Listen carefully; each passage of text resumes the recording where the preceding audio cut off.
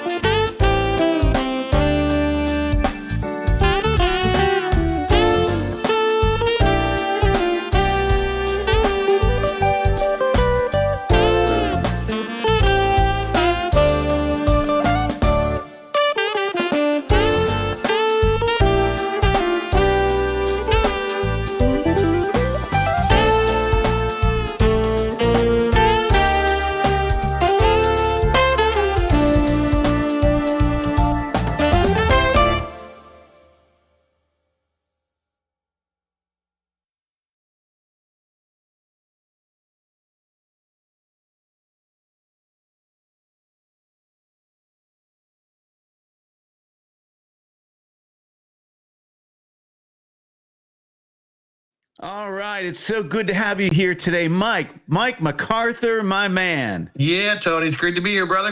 Yeah. For those of you who haven't heard Mike, you must hear him. Besides the clips that I played, you got to go hear this guy live. He's going to be touring with Gino Vannelli. I'll be in your neck of the woods. You are. I am. I guess you're playing Warren, Ohio. Yeah, we're doing Pittsburgh and Warren. Yeah. Yep. Beginning of May, we'll be up there. So I'll actually get to see you like face to face. We will be there because, I'm a big Gino fan anyway, and I'm a big Mike MacArthur fan. So I get 2 in 1.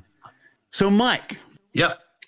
Do you remember the moment you fell in love with music, and was there a specific song that made you say, this is what I want to do? Yes, and there are 2 times. So the first one, I don't even know if you know this about me or not, but I started as a guitar player. No. This was young. This was like probably 4th grade, like before like 5th grade band. I played guitar for a couple years. My dad took me to lessons every Saturday in Caledonia, New York, which is outside of Rochester. Yeah. And I had a teacher named Mr. Ralph, and I called him Mr. Ralph because nobody could pronounce his last name. It was Ralph Shishitano. Oh, so great. Mr. Ralph was my teacher, took lessons with him for probably a couple years. He was going to be leaving that store and not teaching there anymore. And if I couldn't take lessons with Mr. Ralph, I didn't want to play guitar anymore. So to answer your question, on the way home from that lesson, we were listening to the radio. My dad's like, well, do you want to find another guitar player or teacher, in Rochester? And I said, we were listening to the radio, and I said, I want to do that. And it was Huey Lewis and the News, Heart of Rock and Roll saxophone solo. Awesome. That's great. We literally rented a saxophone, and that was the beginning of where we are right now. That's like I love hearing these things. It was great. It was great. That's awesome. So you said there were 2 then. So yeah, my first love was guitar, and playing like my first recital for guitar, I played Eye of the Tiger. Awesome. Yep. And I probably just played the duh, duh, duh, duh, and that was like super cool. Like I made noise and it sounded like a song. So, mission accomplished. So next time I get together with you, I'm going to make you play some power chords for me. Yeah, right. I'm going to say, Mike, Eye of the Tiger now. Okay. Well, it just evolved. And after I rented the saxophone, I got involved with 5th grade band, I think was the first real, school kind of thing. And I had 2 really good friends of mine, Bob and Bill Lewis. They were both twin brothers. They were both earth science teachers. They were like family friends. They were almost like uncles to me. And they both played trombone. So they were in the Geneseo Jazz Ensemble. I would go see them all the time and got to meet some wonderful players, one of which was Brian Scanlon, the sax player with, he's actually with the Gordon Goodwin big band. He's an LA guy that we go way back to then. So I saw him when he was doing his master's at college. He was one of the guys that I kind of first listened to. Yeah. Now, didn't Gordon just pass away recently? He did, man. What a giant loss. He was great. He was really great. Yeah. Wow, that's something. Well, I love hearing people's origins. I really do. Yeah. I know that I have my own stories because of my father being a musician. So. Sure. So I have another question for you here. Who were some of the players or artists that really shaped your sound early on? And did you have any mentors or teachers along the way? I know I did. Absolutely, man. As far as players go, some of my, like when I was really young, all I did was played alto. So I wanted to be either Cannonball Adderley, Maceo Parker, or Charlie Parker, like those, like Maceo and Cannonball was like my thing. That's all I wanted to do. But as I grew into being more of a tenor player and that, all the usual suspects, Hank Mobley, Stanley Turrentine, Michael Brecker, all the guys. There's so many cats. And oddly enough, one of the first saxophone players I listened to in high school, because we did some of the charts, was a guy named Jeff Koshua, who since then, fast forward 35 years, he and I are really good friends and we talk all the time. And he's just a phenomenal human being as well as a killer player. So he's a great player. And if folks don't know, I believe he played with the Rippingtons. That's where I heard him first. Yeah. Yep. Yeah. Yep. So that's awesome. Yep.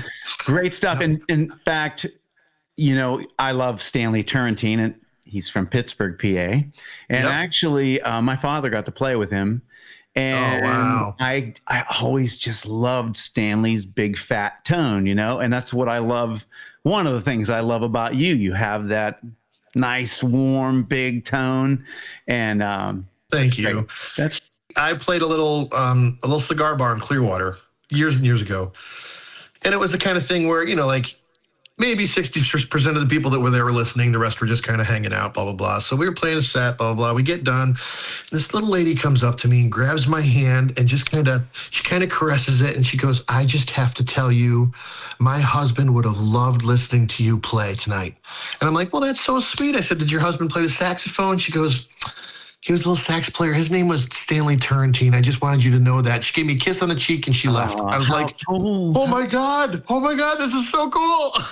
That's very cool. I could have sat and talked to her for hours, just talking to her, Oh yeah, asking stories and questions. But yeah, it was just so sweet. well, she knew. She heard you.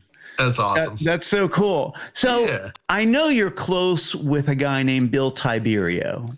Tell me about him. So Bill was, he started teaching at my high school when I entered high school, like 8th, 9th grade. He was out of college and doing his student teaching thing. And from that moment on, he was like he was the constant of my teachers through all the years. I had other great teachers at Eastman School of Music, Mike Teitelbaum, and one who actually lives down here, Lou DiBonzo. But Bill Tiberio and I have just kind of kept in touch for the past, 35 years since I've left, and I've gone back to do concerts and clinics at the high school with him as a special guest, which is always a great feeling to go back to your high school and kind of pass it along to the kids who are growing up. And he's been there so long that now he's got like students' kids in the whole thing, and almost, he's going to kill me because I'm going to make him sound old.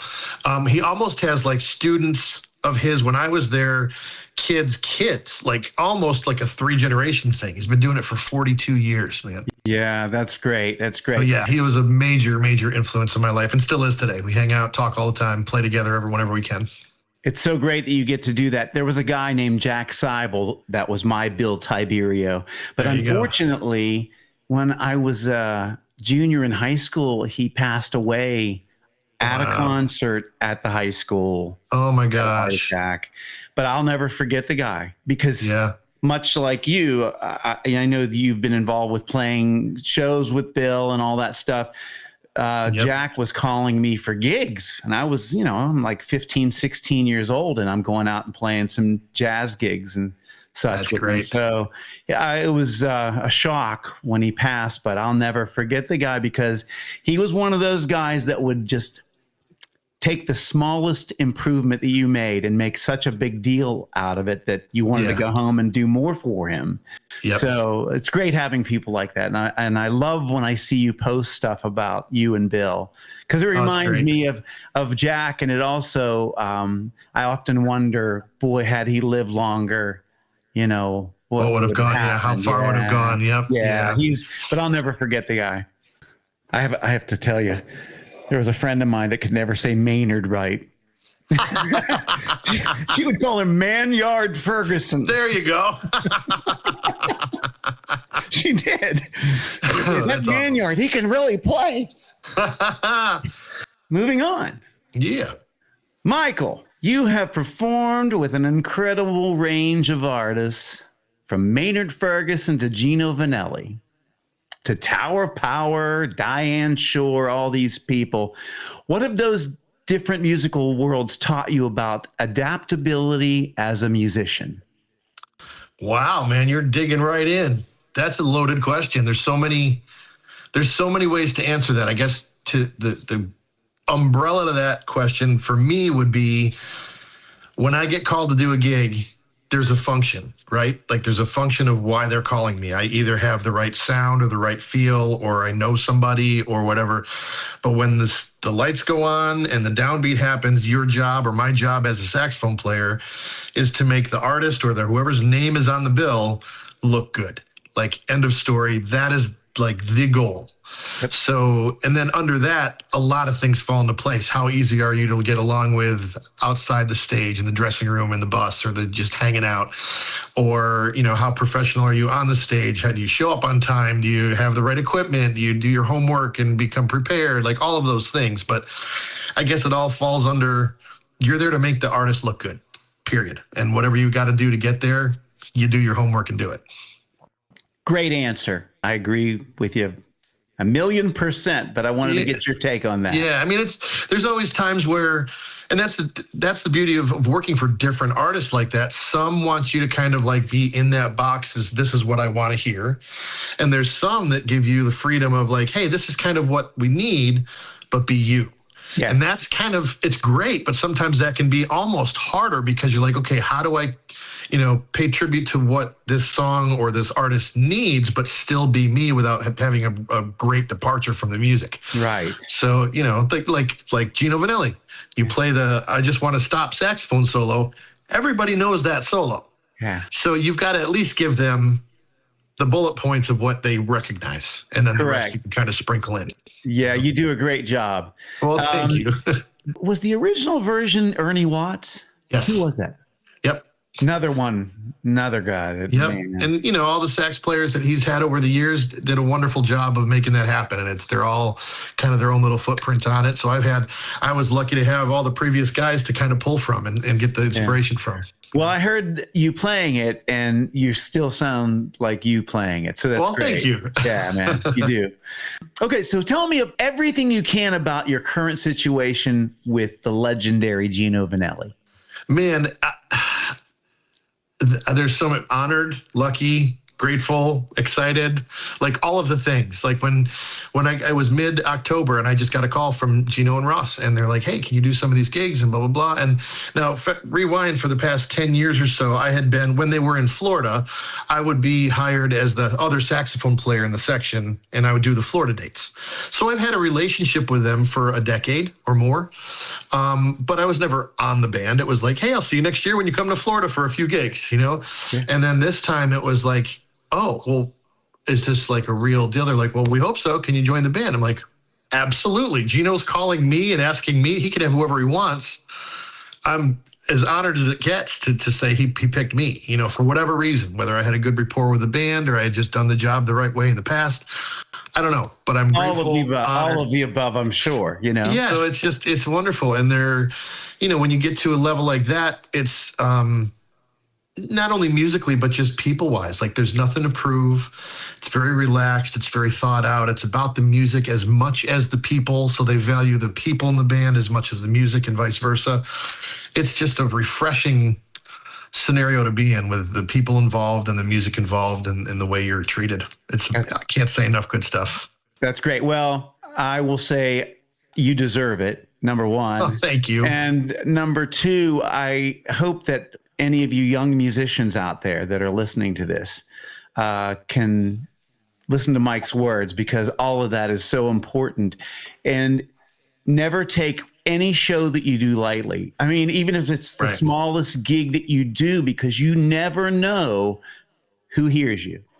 Never know. I know for me, every time I went out, it was I gave my all every time, because number one, that's kind of how I feel like I need to roll anyway. But number two, you don't know who's listening. You just don't know who will hear you.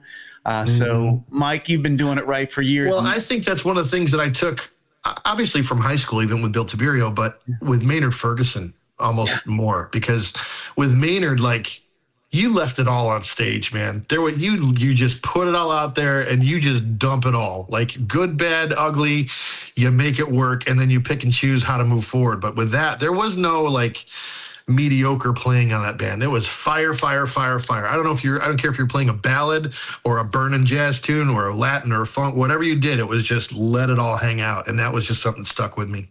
That is so great. Now, when you were with Maynard, there's a few of my Pittsburgh friends. Paul Thompson. Was he with Maynard at all? Absolutely. Then? Paul Thompson, Dave Throckmorton. Dave Throckmorton. Those were the two guys I was going to mention. Yep. That's great. And Reggie Watkins. Oh, yes. Reggie, trombone. Great trombone player. Yeah. If you don't know who Maynard Ferguson was, check him out.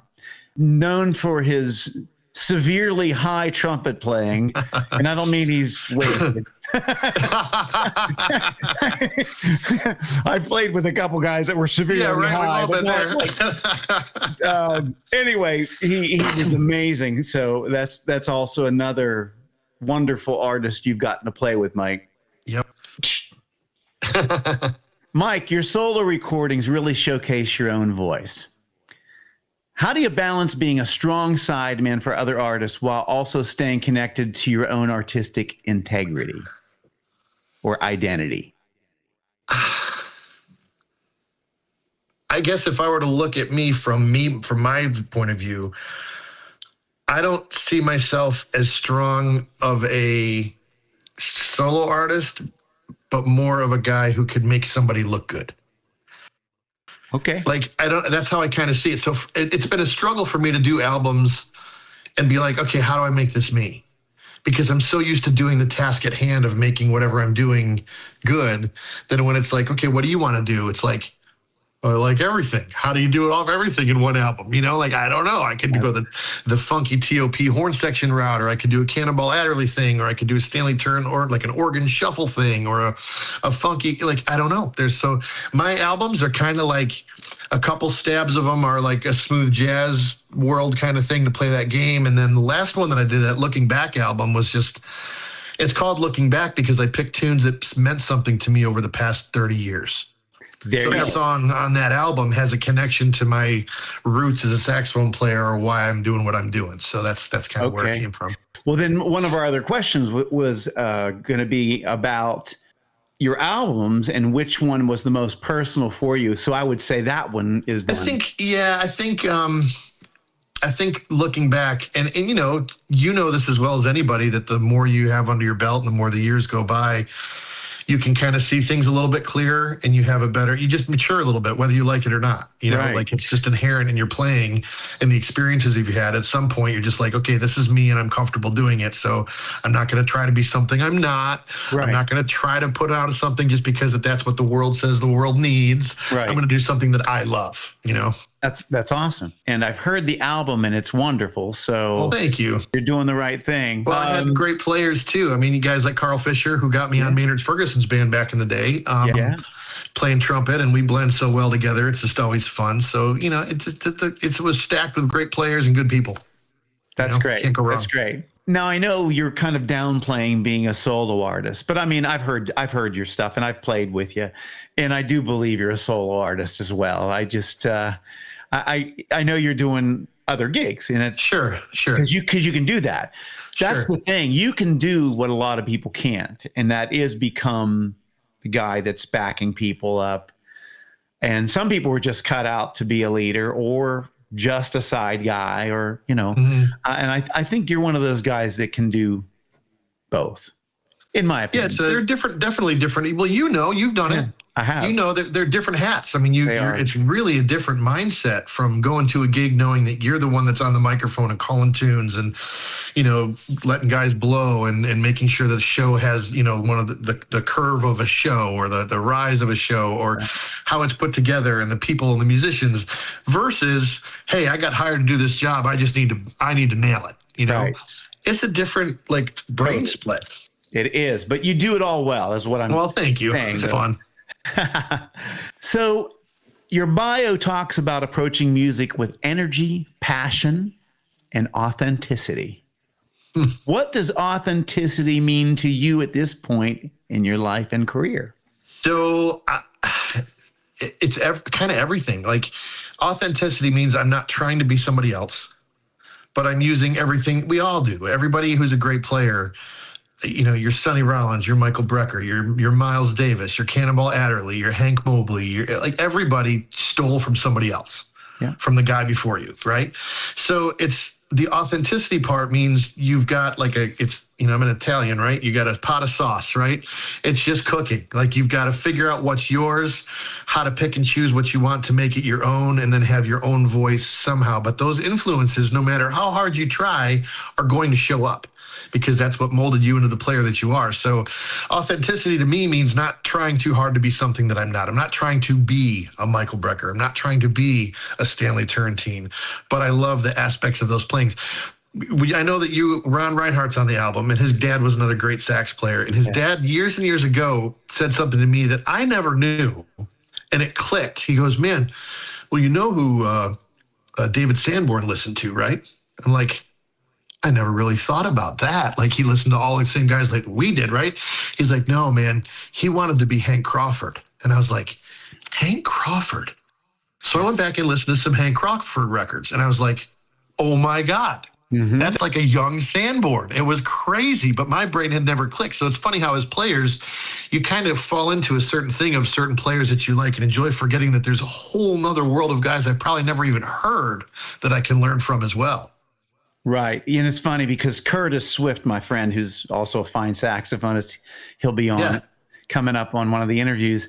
But we played together in a band. He was in my band for over 20 years. So, and Curtis has this Southern accent, and he came up to me one day, he goes, "Hey, Tone, what do you think Michael Brecker likes to eat?"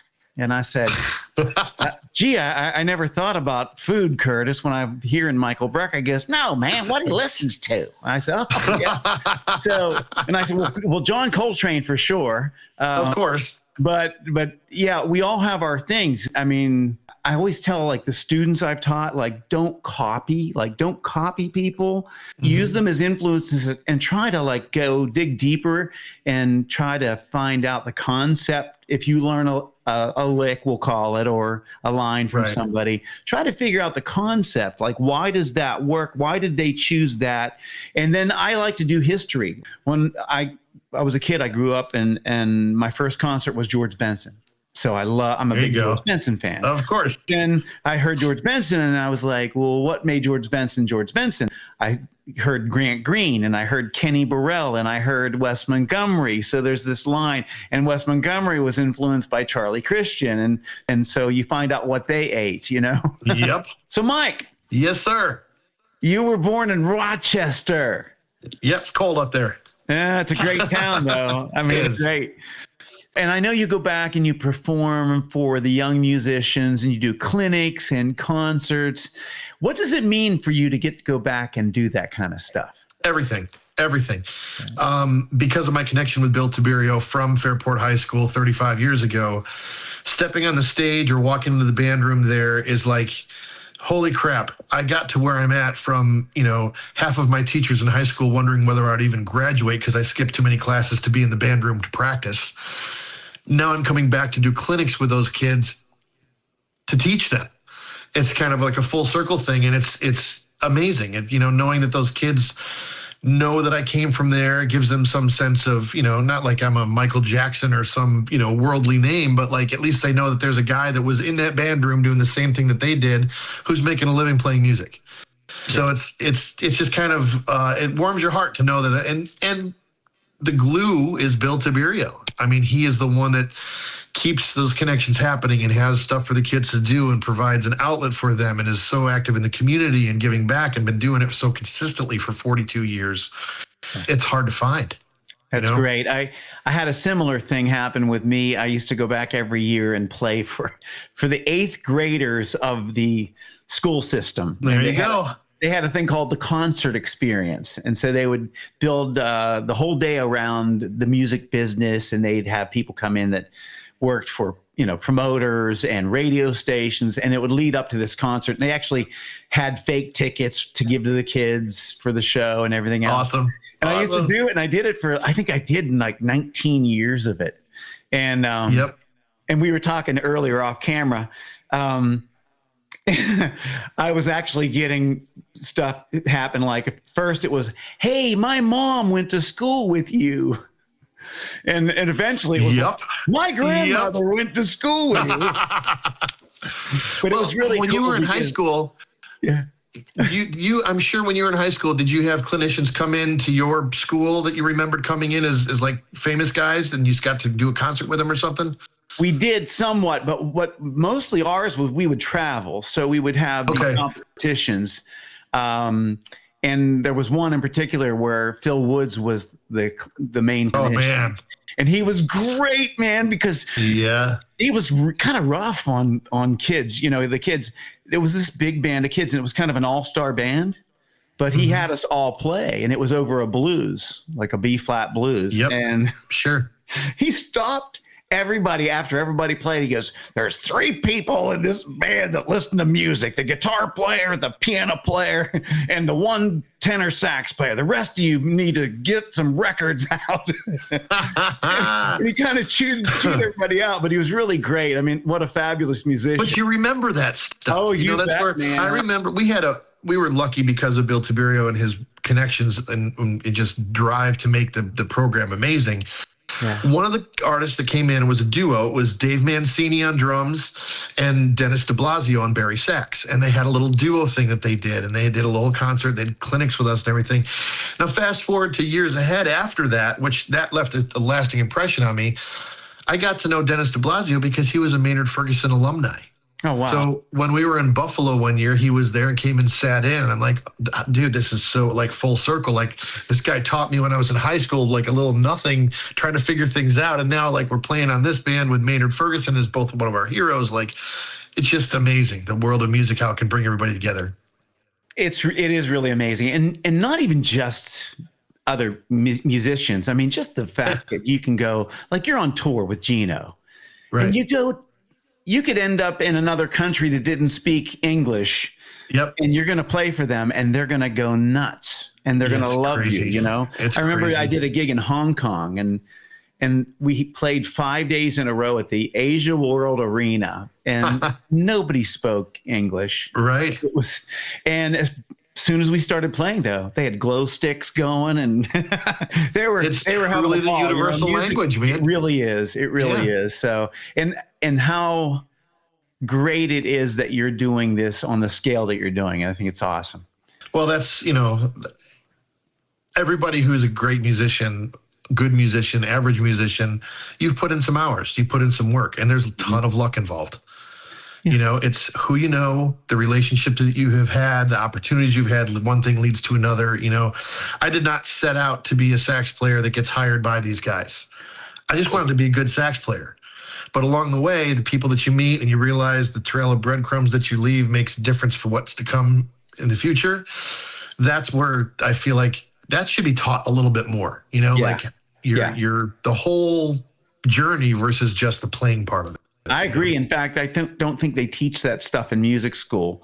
I think there's a lot of things they could teach. I find that having a good work ethic like you have, and it encompasses more than just working on the music.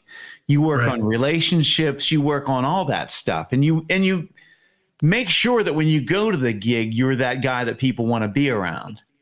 Right. I know guys that are great players that sometimes fail because they just can't get along with people, or they kind of have a bad vibe. People don't want to hang. A lot of guys they simply just have, demons in their life, whatever it is. It could be a little thing, but like stuff that can just get in the way of that relationship as a working band. And look, everybody's not meant to work with everybody. There are some scenarios where I've been in where I'm like, I did the job and I kind of feel like I did it, but I wasn't like, oh, this is a good fit for me. It's not always that way. Sometimes you do a job and you get it done because you try to be professional and do what needs to be done. But then there's the times you're like, oh my God, this was so me and it felt so right. And this is where I need to be. That's a different story. That's how I feel with Gino right now. I'm like, it is like right where I think I need to be, And you are, and you got there by doing all of the right things that you did throughout your life. It's snowball, it's a snowball. Yeah. I mean, it starts off small and you meet people and you do great work and you keep doing great work and you keep meeting people. And it really is. You created this snowball and it was a huge snowball and it's a great snowball. It's not thank you. Very firm snowball. That's why I live in Florida, so I can't create any more snowballs. We had a lot of snow where we are this year. It was too much for me. Yeah, I got out before that happened. Yeah. Okay. Well, so we talked about you teaching at these clinics. Yep. And is there one lesson, if you had to give the kids one lesson, just one takeaway, and it's got to be beyond the music, what's the most important lesson you would share with them? Beyond the music, Respect. Just because somebody's doing a gig that you wouldn't do or don't like the style of music or put it as beneath you or whatever. Dude, they're on their journey just like you were. We've all done them. Like, I don't care what musician. If a musician puts their nose up at somebody who's doing a weird, lame gig, they're lying through their teeth because they've done those gigs. We've all done them. We've done the gigs that suck. We've done the ones that are like, man, I hope nobody sees me here because this is kind of embarrassing. Like, we have, whether you like to admit it or not. And I think just having respect for what the musicians do and being a part of what they have and trying to fit into their world and make it better, that's kind of where you have to be. I mean, it's the, like you said, it's the universal language. So if you can kind of get in there with music and talk to each other, greater things will happen. And it might not be a year or 2 or 3 from now. You probably had experiences where 20 years ago you worked with somebody and then all of a sudden, boom, you're working with them again after 20 years go by and you're like, oh my God, this is just like old times. Yeah. Yeah. It's crazy. It is crazy. I know that. Well, that's great advice. It's funny. I've always tried to keep an open mind when it comes to music too. I tell my students, keep an open mind and never diminish simple things because I've had kids, Mike, and you've probably had this too. You're teaching and you have a young kid and they do something that is so unorthodox it's a mistake or whatever it is, or they approach something like a completely different way than what you would have shown them. And you hear them do this or see them do it and you say, that's actually pretty cool. I wouldn't have thought of doing it that way. So I kind of feel like it's kind of the same kind of thing, but keeping an open mind. Well, the teacher can definitely learn from the student as well. Like they have, it's just like kids. When you think about just kids in general, they say things because their minds aren't as warped as ours after being on the planet. They're just more raw and real, and they just say things at face value. True. We think about things too much. So when you see a kid, it says, you'd be practicing a tune. He's like, oh, well, can I just do this? And you're like, well, no. Actually, you can just do that. But I didn't think about it that way because I'm so trained to think a certain way. So you're like, wow, kid's teaching me something, Yes. So talking about telling a story, and I think you're a great storyteller with your soloing. You mentioned wanting to tell a compelling story through your music. What makes a musical performance feel like storytelling rather than just playing? I don't know. I'll let you know when I maybe try to make it happen one day. Oh, come on. It's hard. I mean, you're a great storyteller. It's hard, especially as an instrumentalist. You know that. You sing, so there's that connection when you do sing. But as an instrumentalist, you almost have to work 10 times harder to grab people's attention and to speak to them. You do, but you have, and I find that people that I admire have ways of developing your solos. Let's say we're talking about a solo. You know how to tell a story. Right. It has natural peaks and valleys and all that stuff in the right places. Right. So you can tell your story. I think you're great at doing that. Well, thank you. I think it comes from, not necessarily even transcribing, but just listening.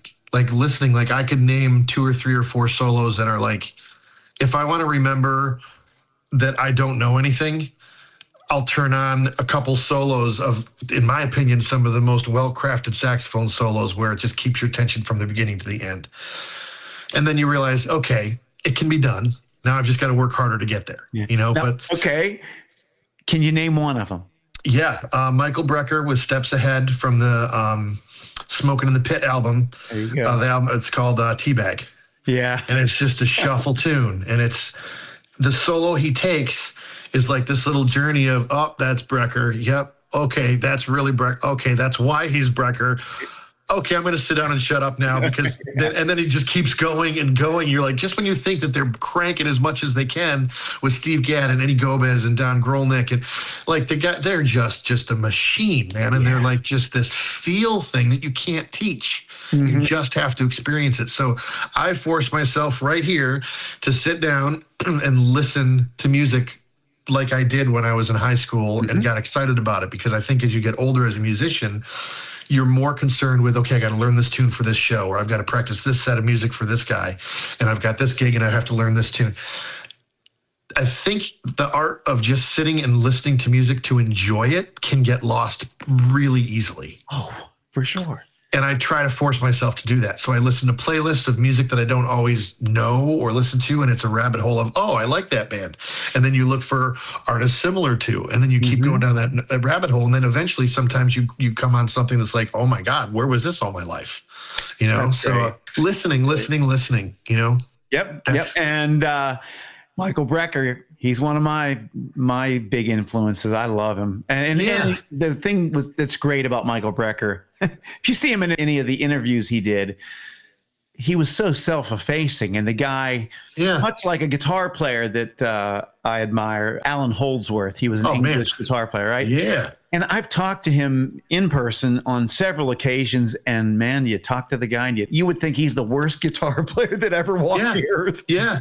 He's so self-effacing, and I'm going, oh no, like you're incredible, you know? So I'm not a guy I guarantee you, if you stacked up 30 people that knew me, Brecker is not one of the people that they would say that I would be like one of my influences. I really don't think that would be. It would be more the Stanley Turrentine, Lenny Pickett, you know, the funkier Cannonball and side of things, the more groovy, soulful kind of stuff. But for the food, for me, is all that inspiration from your Coltrane's and your Phil Woods and Cannonball Adderley and Brecker and all that. It just kind of takes it to another level. And then you pick and choose what you want. But I also know, let's be real, Brecker, there's only one Brecker.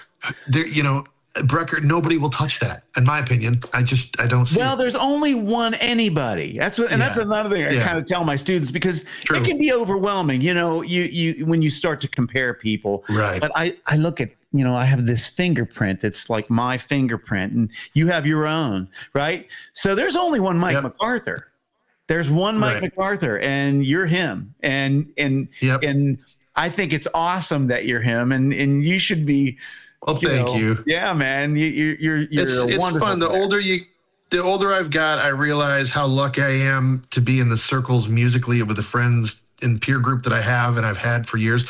Starting, and a lot of it obviously roots in high school, but starting with, and I'm sure maybe you can ask Ron about this, but Ron and his brother Dave Reinhardt, their father owned a place called Norm's Place in Clearwater, Florida. When I first moved down here, that was school. Every Monday night, you would go to Norm's Place, and it was Tim George and Ron Reinhardt and Dave Reinhardt with special guests. And then you could sit in for a couple tunes and get your butt kicked and realize how hard you got to play the next time. And then you met all these people. And most of those musicians, after 30 years have gone by, are the guys that I'm still working with today. That is so cool. And, you know, I have to count my blessings. I met you guys because I moved to Florida after an auto accident. So I was actually there to recover because the cold weather was not helping. So we ended up in Florida, and I would not know you. I wouldn't know Ron. I wouldn't know Dave. I wouldn't know Tim.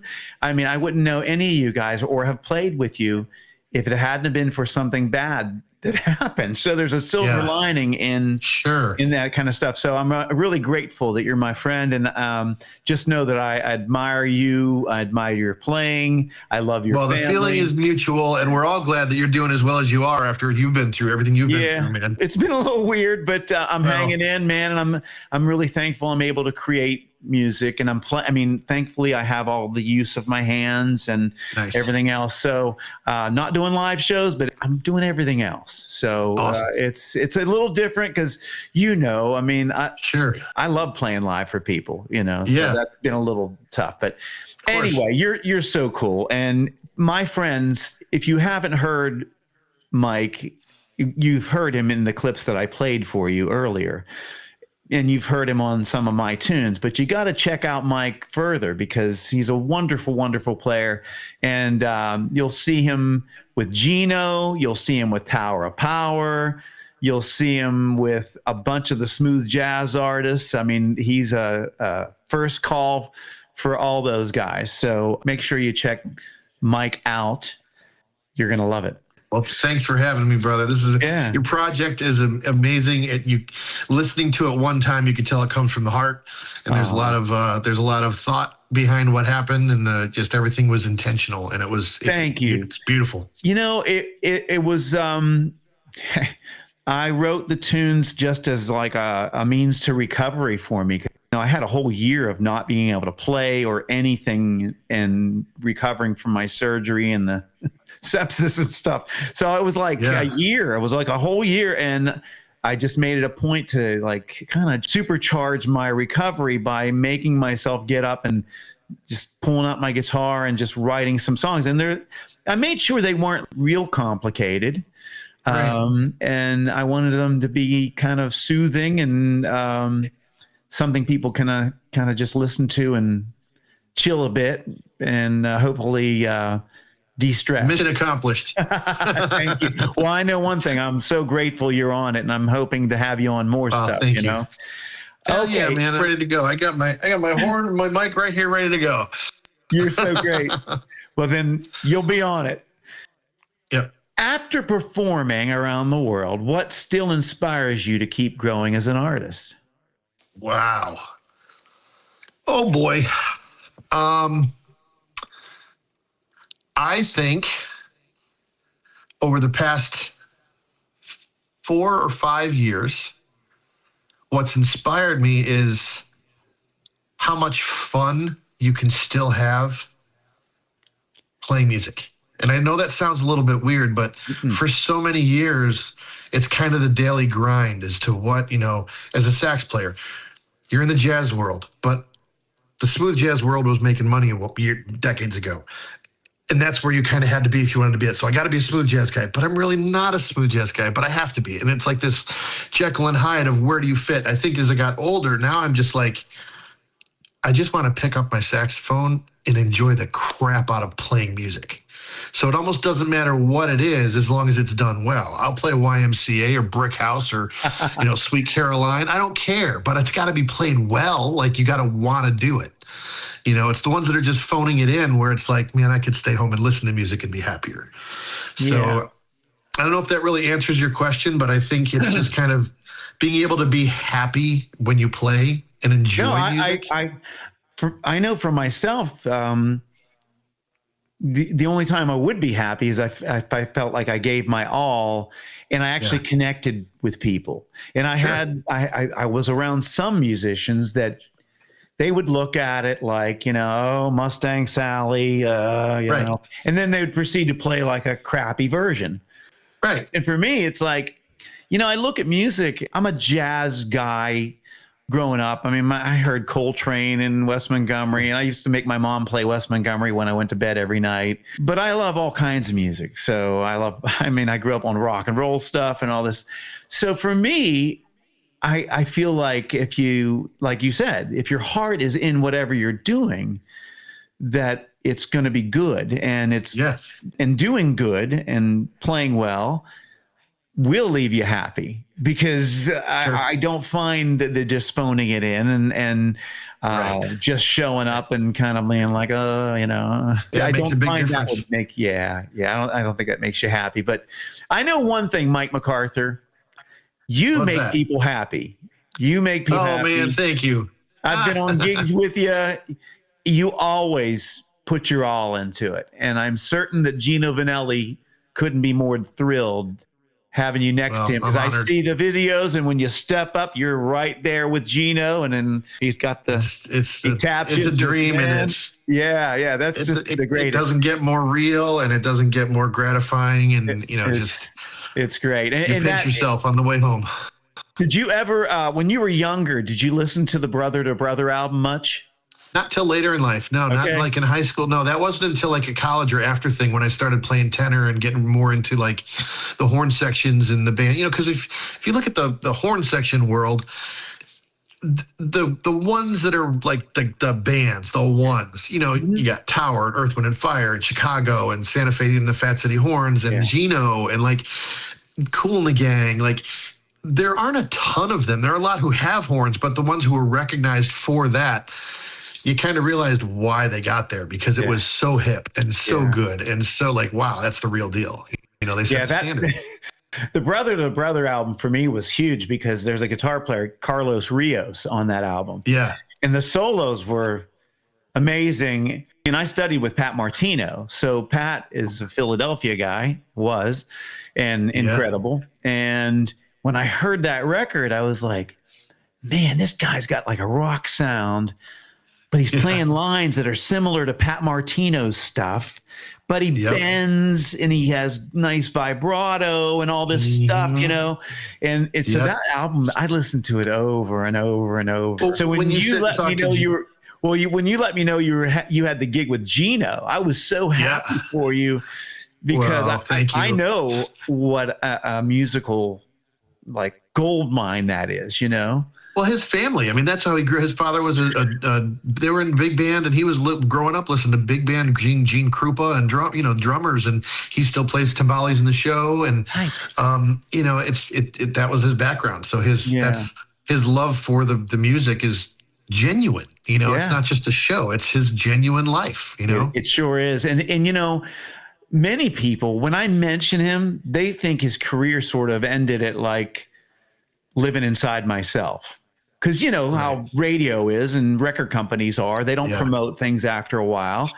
And I say, no, this guy has a legacy of work that is still continuing. He's in his 70s and creating great music. So I urge all of you folks, if you see Gino's coming to town with Mike MacArthur, you got to get out there and hear with Mike MacArthur.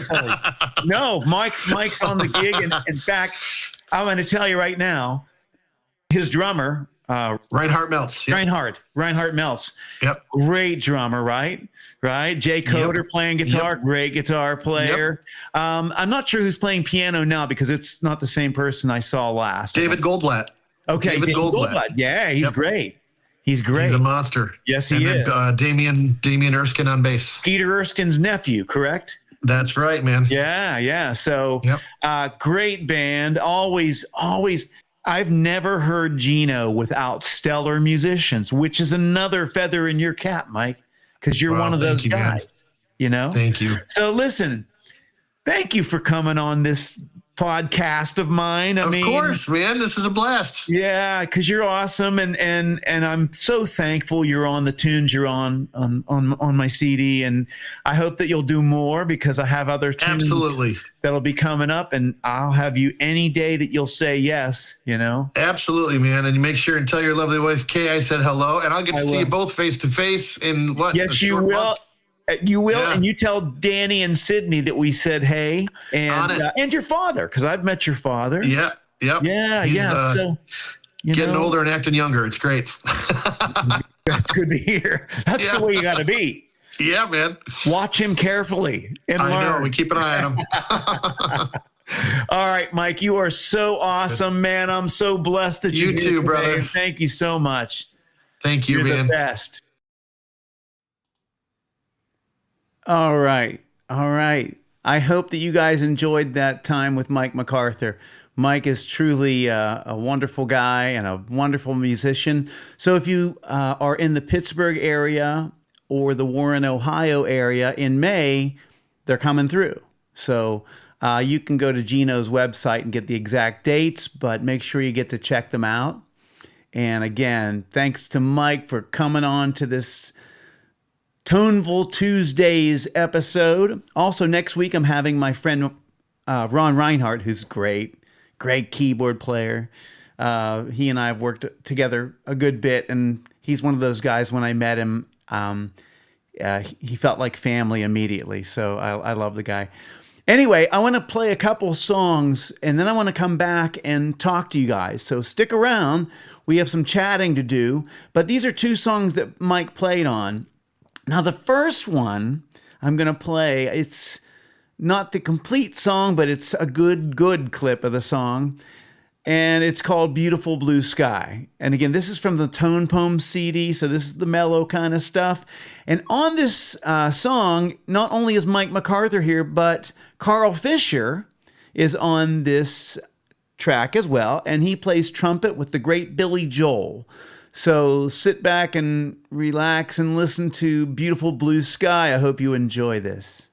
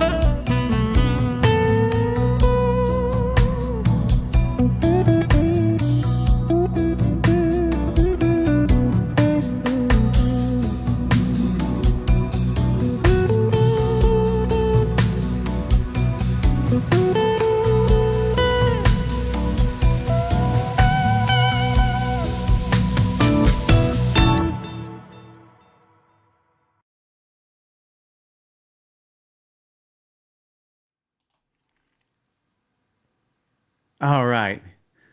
So thank you for tuning in tonight. I did see Mike MacArthur said thank you, and I thank you, Mike. I would not have had a good time at all if you hadn't been there. So you're amazing. All right, so do we have any questions out there? I'm going to tell you about what's coming up. I saw Curtis Swift on here. He was here for a moment, and Curtis will be interviewed. Not sure which order it will be, but I do know that Ron Reinhardt will be next Tuesday. I also have my great friend Jim Frazier from Nashville. He's coming on. He's a producer, multi-instrumentalist, plays with Kenny Loggins, Jim Messina. He's touring with Jim Messina. He also has probably the top Toto tribute band called Child's Anthem. They're the top band in the world, I would say, covering Toto. So Jim's awesome. He's a great guy. He's talented. He's going to be on. So it's going to be Ron Reinhardt, then either Curtis or Jim next. I got to figure that out. And then I also have my friend Vito DeSalvo, who's a great guy. And he's composed symphonies. He's had songs used in movies such as Eat, Pray, Love, The Sopranos show. He had some music used in that show. So he's a great guy, a talented person. He did have me on his show. And if you get a chance, he has a show on YouTube on Wednesday nights called Memories of a Musician. And I do have an interview on there. So you could seek that out and watch it. But anyway, so I'm going to check some of the comments here and see who's still with us. So awesome. Scott Jackson, you are the man. You are so the man. Candy, thank you always for your help. Mike Panich, thank you so much. Greg Carter, thank you. Let's see who's still here. I don't want to miss anybody. If you folks are out there and haven't said anything, please know that I thank you for being here this evening, and so does Mike. Yes, Mike, Curtis and Ron. Ron is next week, and if you don't know who Ron is, just do a Google search of Ron Reinhardt, and it's spelled kind of like Django Reinhardt. He's played with tons of people. In addition to the tons of people, he was the musical director for Donny Osmond, of all people, for a while. And it was when Donny made his comeback, there was a period where Donny disappeared kind of, and he was trying to break the stigma of being the child star. And they did this thing where they released a song, and it was really hip.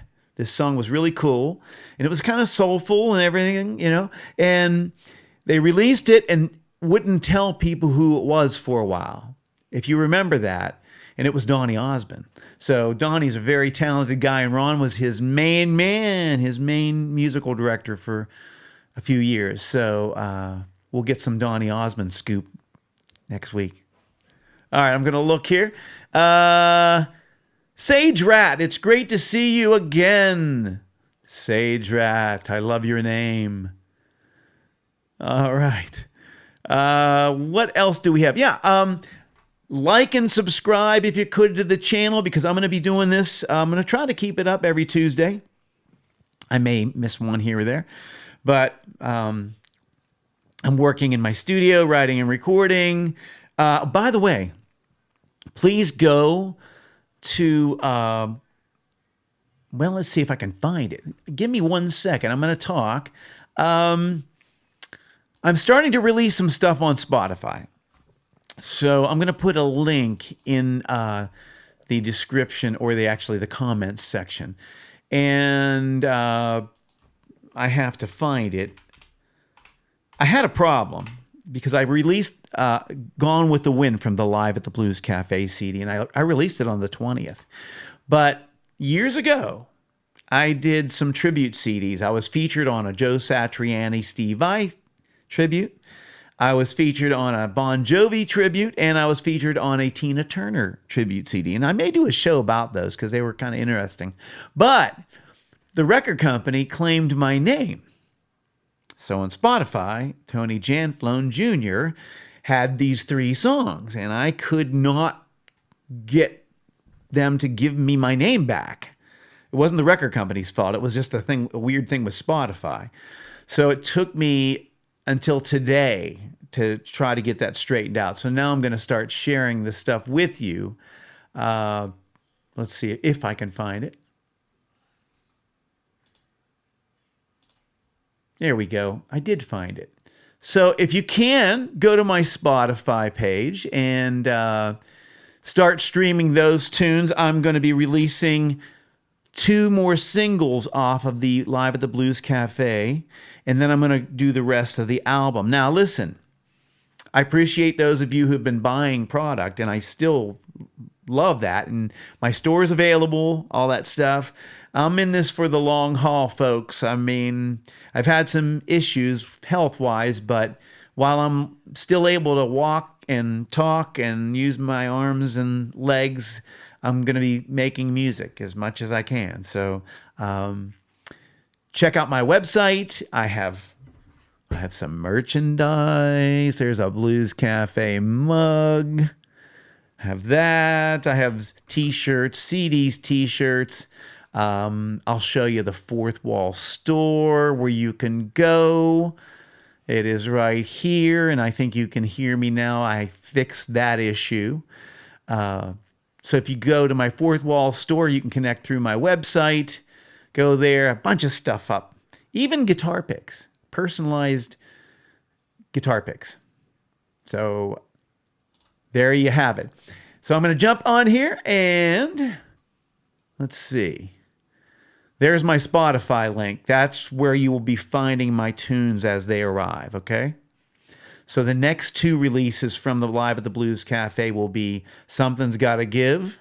That's coming up. And then after that, Wish You Didn't Have to Go. And then after that, I'm just going to go ahead and release the rest of the album. And then in May, you're going to start hearing some Tone Poem stuff. And you may possibly hear that in other places.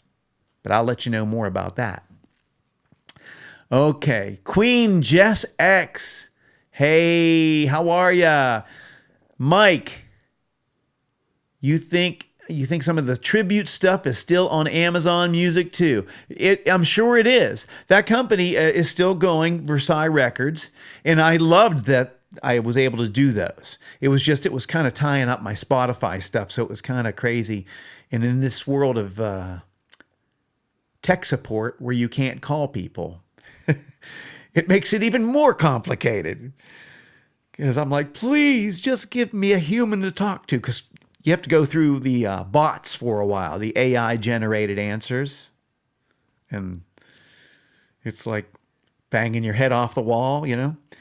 So anyway. All right, ladies and gentlemen, next week I have my dear friend and talented soul, Mr. Ron Reinhardt. He's going to be on the show with me. He's a super musician, and he's really kind of a funny guy. Kind of is probably an understatement. He's a very funny guy. So he is next week right here on Toneful Tuesdays. I'm going to do some of these interviews for a little bit because Curtis was on the CD, Ron was on the CD, Mike MacArthur was on the CD. I'm going to see if I can get Carl Fisher to come on, Billy Joel's trumpet player, because he did play on it. So I'm getting those guys. And then my friend Jimmy Frazier and my friend Vito DeSalvo, and there will be more. And it's going to be, I'm not going to do all interviews, but just we're having a period here where there's a bunch of interviews in a row. So I will be going back to the other things like guitar lessons and some encouragement and all that kind of stuff. So I so appreciate you being here. I can't tell you how blessed I am to know you all, and just wishing you a great week until I see you again. And heck, just stay well, okay? Oh, and by the way, look for the silver linings. Look for the silver linings. I met those guys. Mike MacArthur, I wouldn't know him if I hadn't been rear-ended in a car accident. I know that's a weird way to get to know somebody, but it's the truth, because it caused me to move to Florida because of my neck situation. I wanted to get out of the cold. And so, you know, we can all have some bad stuff happen to us, but I'll bet you if you look back, you'll see some silver linings somewhere, okay? So look for those and dwell on the good, my friends. Dwell on the good, okay? And I will see you all next week. Lots of love.